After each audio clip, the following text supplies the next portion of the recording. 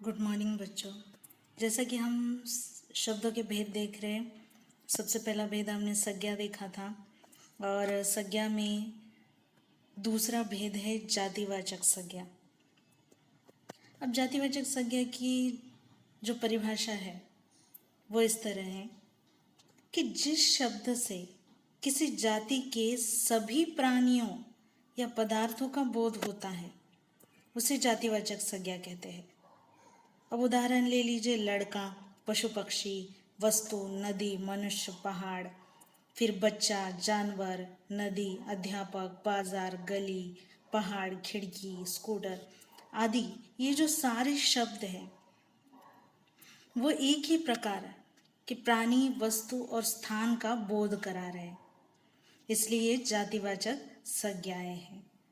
अब देखिए, थोड़ा सा इसे और एक्सप्लेन करती हूँ कि जैसे लड़का है, अब लड़का से सारे लड़कों का इसमें समावेश होता है, जैसे राजेश, सतीश, दिनेश आदि सभी लड़कों का यहाँ पर बोध होता है।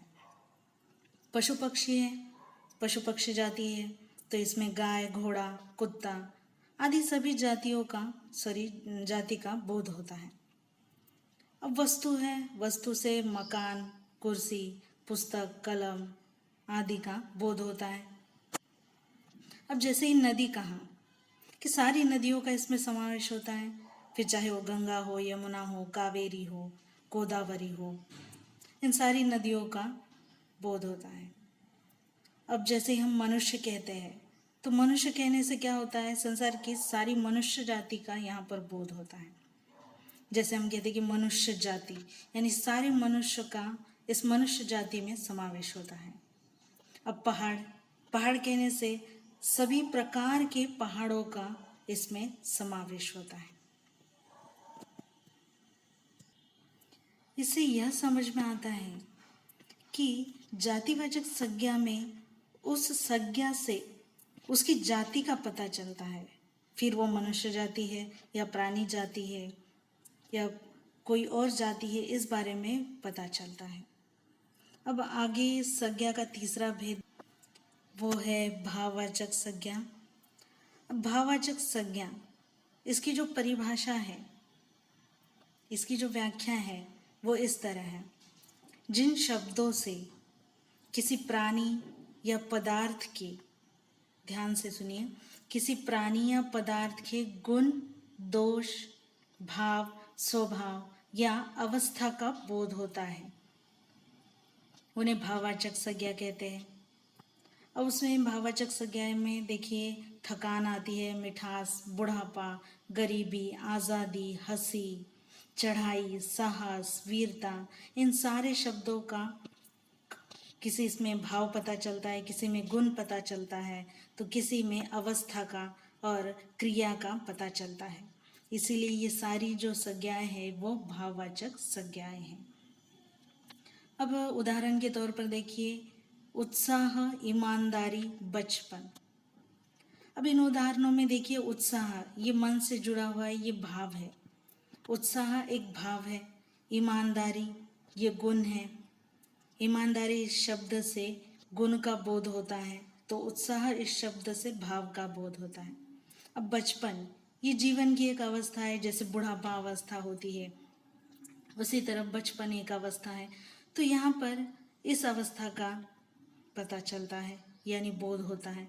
तो इसीलिए उत्साह, ईमानदारी, बचपन, बुढ़ापा, थकान, मिठास, ये सारी भाववाचक संज्ञा ही तो है। अब संज्ञा का चौथा भेद देखते हैं, समूहवाचक संज्ञा। नाम से ही पता चलता है, समूह यानी समुदाय। अब जिस संज्ञा शब्द से वस्तुओं के समूह का, समुदाय का बोध होता हो उसे समूहवाचक संज्ञा कहते हैं।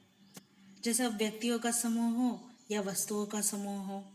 व्यक्तियों के समूह को भीड़ कहते हैं हम, जनता, सभा, कक्षा। तो वस्तुओं का समूह अगर देखा जाए तो उसे गुच्छा यानी फूलों का गुच्छा, मंडल आदि कहते हैं। अब पांचवा सबसे आखिरी भेद है संज्ञा का, द्रव्यवाचक संज्ञा। अब द्रव्यवाचक संज्ञा की व्याख्या देखिए, जिस संज्ञा से नापतोल वाली वस्तु का बोध हो, उसे द्रव्यवाचक संज्ञा कहते हैं। या उसकी दूसरी व्याख्या इस प्रकार है कि जिन संज्ञा शब्दों से किसी धातु, द्रव्य या पदार्थ का बोध हो उन्हें द्रव्यवाचक संज्ञा कहते हैं। अब जैसे तांबा पीतल है, सोना है, लोहा है, ये धातु है। चावल पदार्थ है, घी और तेल ये द्रव है। तो इन सारे संज्ञाओं का द्रव्यवाचक संज्ञा में समावेश होता है। तो इस प्रकार आज हमने संज्ञा के 4 भेद देखे। जातिवाचक संज्ञा, उसके बाद भाववाचक संज्ञा, चौथा है समूहवाचक संज्ञा, और लास्ट में हमने देखा द्रव्यवाचक संज्ञा। अगले सेशन में हम सर्वनाम और उसके भेद देखेंगे। आज के इस सेशन में इतना ही। धन्यवाद।